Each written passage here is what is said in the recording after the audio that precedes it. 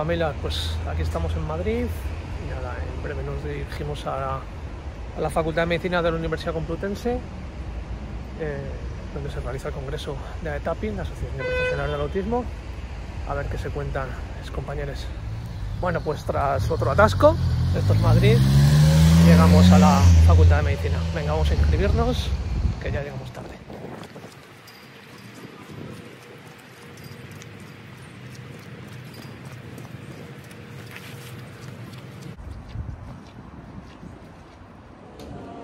Bueno, pues ya estamos acreditados.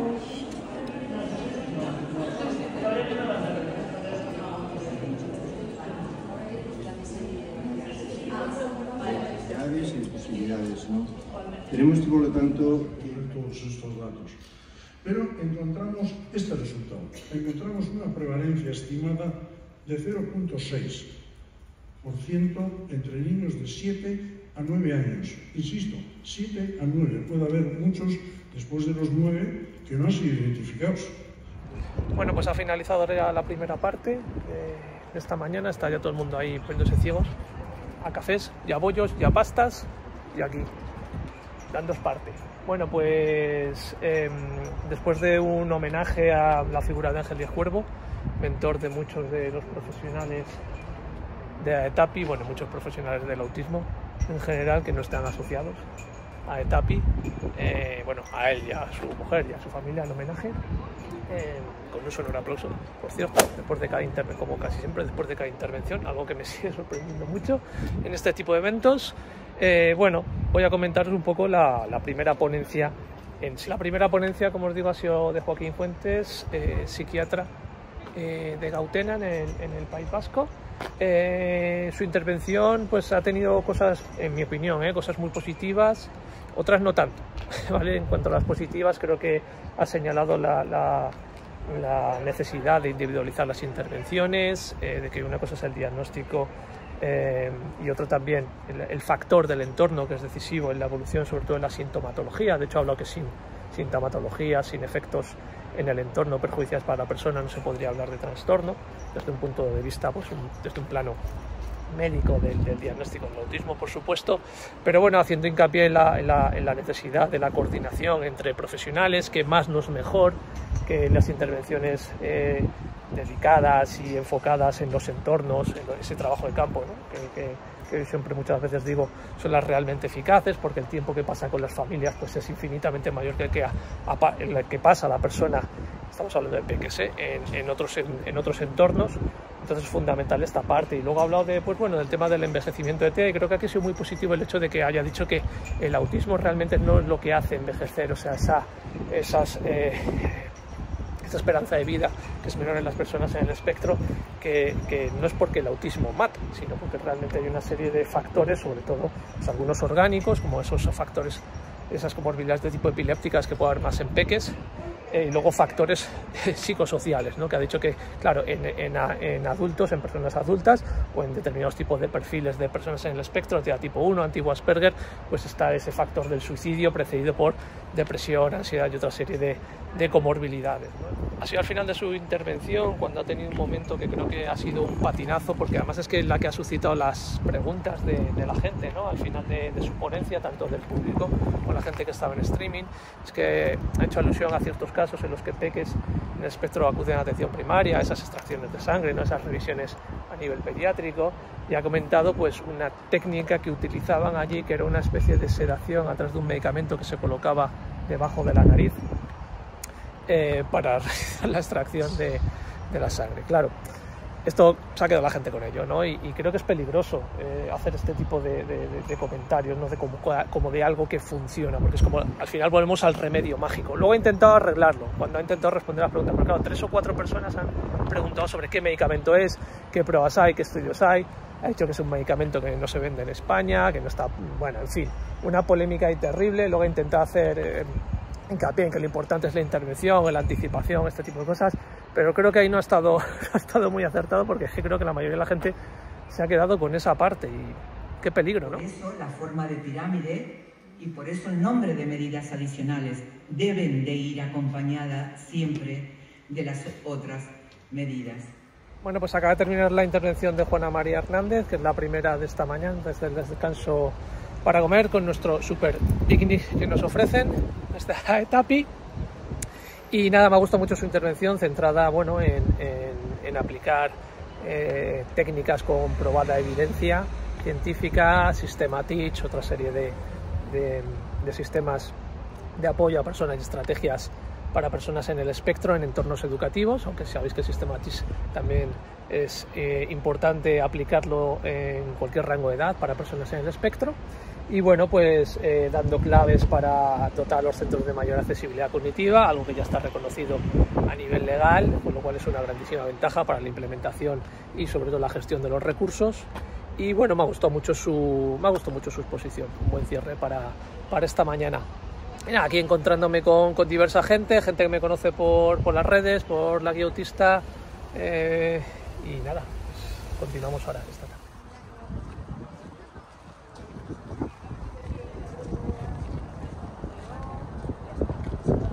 Bueno, pues primer break de la tarde, hemos tenido una mesa redonda interesante. En la primera parte se ha hablado de, bueno, la implementación de los sistemas alternativos aumentativos de comunicación. Bueno, pues un poco con lo típico, ¿no?, de siempre. Benson Saffer, PEX, alguno más. Se ha criticado bastante a PEX, que por cierto tienen por aquí un póster, y se les ha criticado un poco. Bueno, sabéis que yo no soy muy PEX, no porque no sea buen sistema alternativo de comunicación, sino por su presentación hegemónica muchas veces en muchos centros e instituciones, como si no hubiese alternativa, y no han salido muy bien parados en la presentación, pero bueno. Después hemos tenido una ponencia sobre el tema, todo el tema sensorial,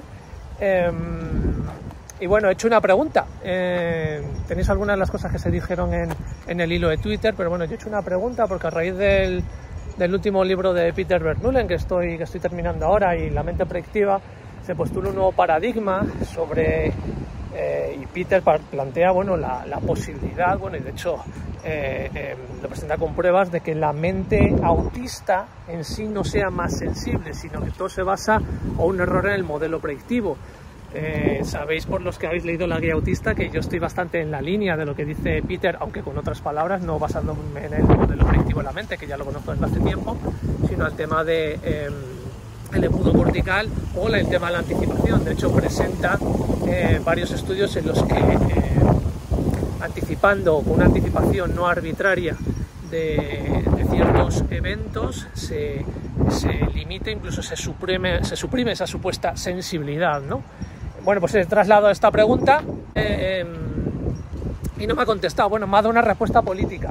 Esto de que te respondo 3 minutos y no te respondo. Finalmente hemos tenido una intervención maravillosa, y no porque realmente la exposición haya sido espectacular. De hecho, estaba Emiliano muy nervioso por dar la charla.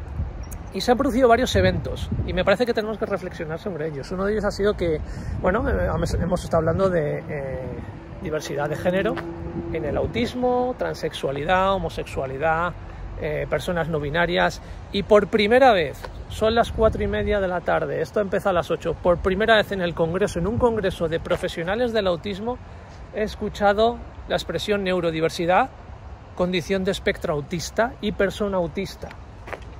Y es algo que me parece grave, y creo que es importante que reflexionemos como profesionales del autismo sobre esto.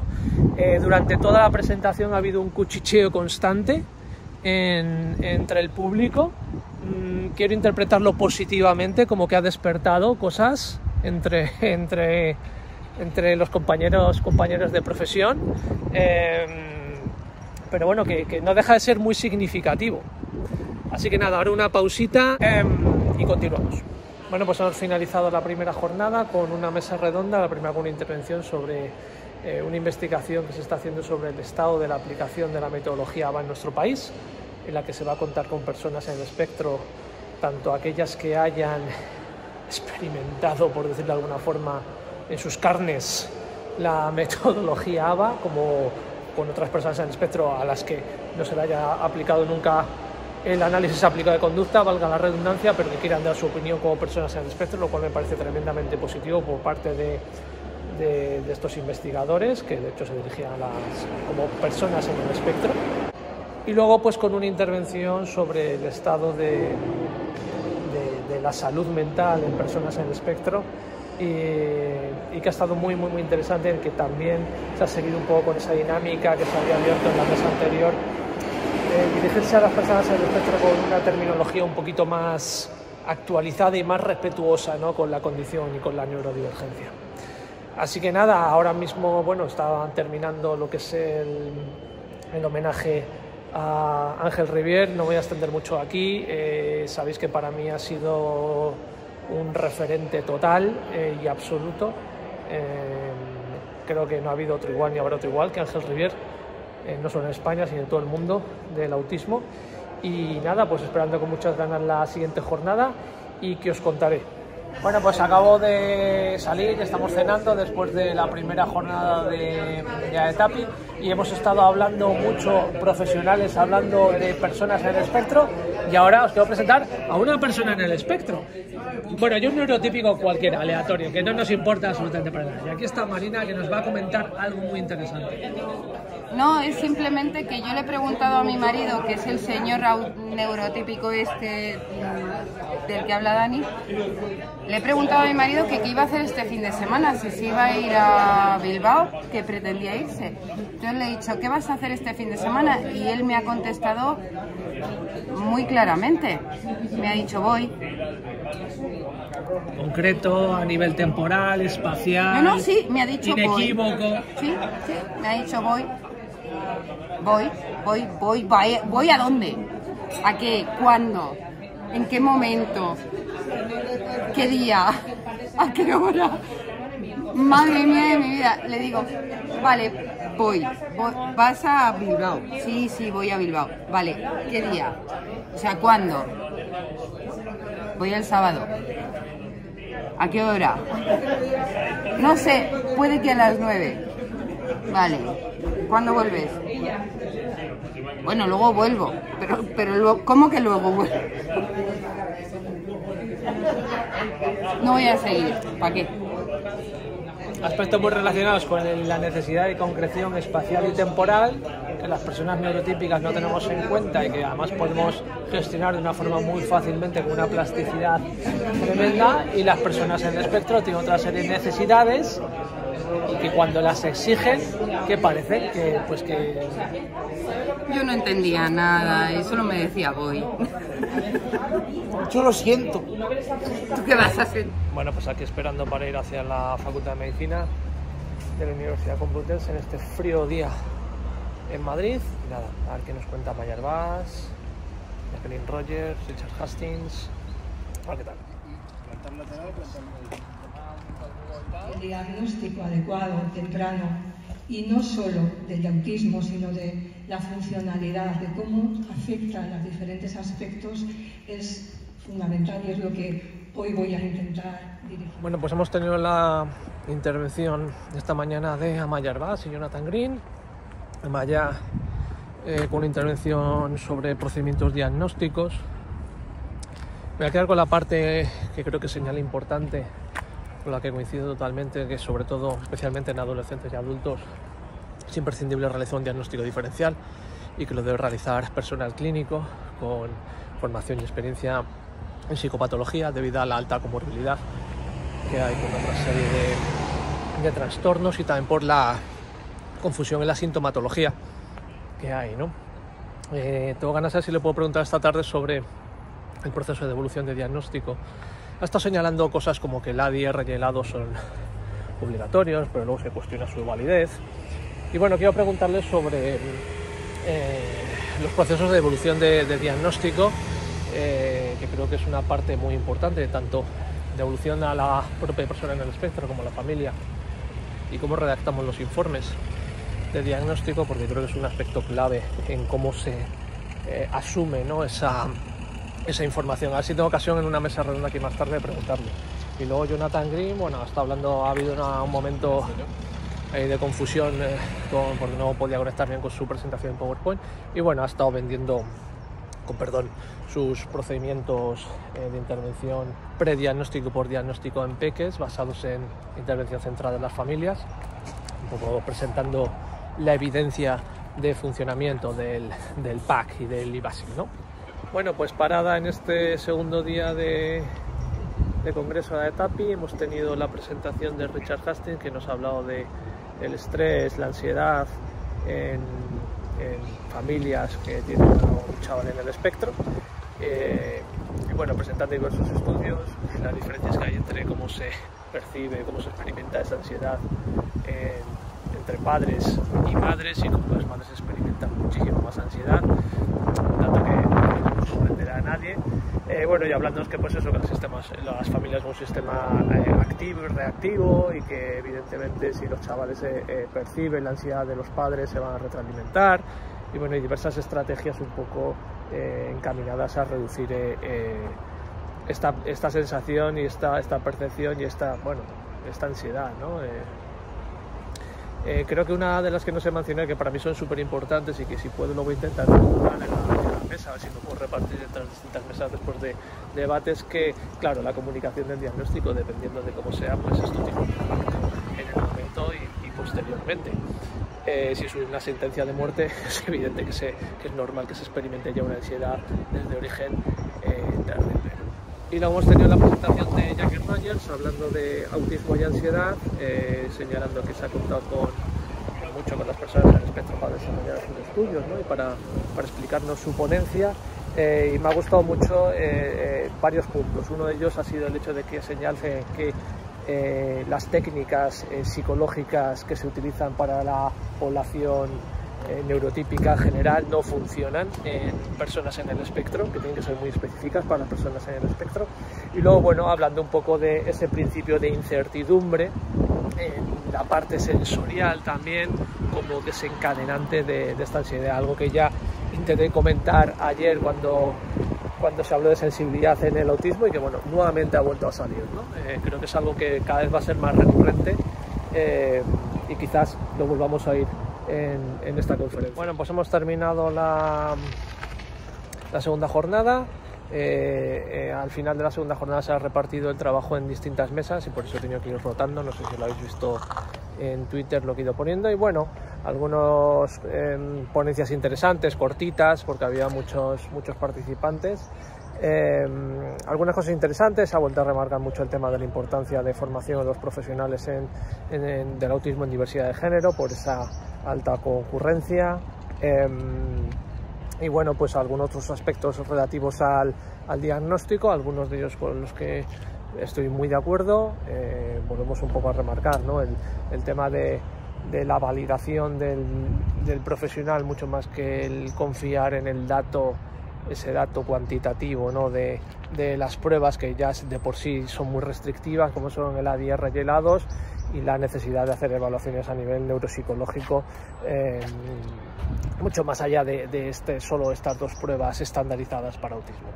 Así que nada, ahora descansar un poquito y mañana finalizamos jornada por la mañana. Bueno, familias, pues acabó el congreso de ETAPI. La verdad es que esta última jornada, sinceramente para mí, con todos mis respetos por supuesto, para todos los demás ponentes, ha sido lo mejor de la jornada en cuanto a ponencias. Creo que la presentación de Hilde ha sido espectacular, de las mejores exposiciones que he visto en cuanto a autismo y vida adulta. Me ha sorprendido muchísimo, se lo he agradecido y me ha respondido, de hecho, por Twitter. Espectacular. Merece mucho la pena que le echéis un vistazo si podéis cuando lo cuelgue a ETAPI, porque ha estado muy bien. Y después, bueno, ha habido una mesa con Cristina Paredero, que me da la impresión de que siempre hace una exposición muy similar, pero bueno, y luego la exposición de la siempre entretenido de ver María Merino, que por supuesto es inconfundible con su estilo espontáneo. Es muy divertida verla, aparte de hacer un trabajo excepcional. Creo que es importante lo que ha señalado sobre esas medidas de cuestionario de personas con autodiagnóstico, no con un diagnóstico oficial, y que la percepción en cuanto a que la calidad de vida es muy similar a las personas, a las mujeres diagnosticadas con un diagnóstico profesional. Y bueno, después creo que la ponencia, ¿no? La James Cusack sobre autismo, también calidad, recursos, ha sido espectacular. Una persona en el espectro, una persona que está jugando un papel fundamental en el Reino Unido a través de su asociación y que se ha llevado para mí la ovación del Congreso, con todos mis respetos, y creo que muy merecidamente. Además, ha despertado una pregunta desde el público sobre el tema del lenguaje, la definición sobre persona autista, persona con autismo, y ha dado una respuesta clara y contundente, pero también muy abierta a las distintas preferencias, pero que creo que debería hacer más mella en AETAPI y al resto de personas que participan en este tipo de eventos, porque el lenguaje es muy importante. Al fin y al cabo nos dirigimos a las personas en el espectro en primer lugar, sus familias, resto de profesionales, comunidad, pero primero a las personas en el espectro. Entonces tenemos que tener en cuenta cuál es su preferencia y si no, intentar utilizar lo que yo digo siempre, ¿no? Esa definición un poco intermedia, ni para ti ni para mí, respetuosa con ambas concepciones. Jim Cusack ha señalado una cosa que yo señalo muchas veces, ¿no? Que el uso del lenguaje, los lenguajes también, según el lenguaje que sea, pues tienen más impacto o menos las distintas formas de definirlo. Y bueno, creo que es importante que vayamos todos los profesionales actualizándonos en ese sentido. Y como digo, a lo mejor utilizar la expresión persona en el espectro, que es como una cosa intermedia, ¿no? Intentando respetar ambas visiones, ¿no? Y ambas preferencias. Luego ha habido una exposición de Agustín Higuera que la verdad es que he seguido un poco a medias porque estaba respondiendo muchos correos y también encuentros con otras personas. Me quedo con la parte que ha mencionado Rosa Ventoso, a quien conocí cuando yo hice el curso de profesionales de autismo en APNA hace 1 millón de años, y fue de las primeras que vi que hacía las explicaciones, a nombre de Agustín, los pictogramas como los pintaba al revés, y es una cosa que siempre señalo a los padres, ¿no? Que es importante que aprendan a hacerlo, pintar al revés, ¿no? Cuando damos instrucciones visuales a los peques, porque ahí ganamos muchísimo tiempo, no perdemos ese primer momento de impacto de que tenemos que enseñarlo, ¿no? En esos momentos de crisis. Espera que termine el dibujo, no, o lo que tengo que decir, no, hacerlo a la vez creo que es súper importante. Es una cosa que sigo haciendo hoy en día. Así que nada, este ha sido el final del Congreso. Como os digo, subiré este blog, lo veréis seguramente el lunes, el blog completo de todo el Congreso. Me quedo mucho con todas las personas que me he encontrado en los pasillos, que hemos estado hablando, que les veía que tenían la guía autista. Muchísimas gracias, sobre todo por el impacto que está teniendo las propias personas en el espectro que me estáis contando desde vuestras asociaciones, que es magnífica. Y seguramente haga un directo dándoos un poco mi opinión de manera más espontánea de todo lo que aconteció en este Congreso de AETAPI. Chao.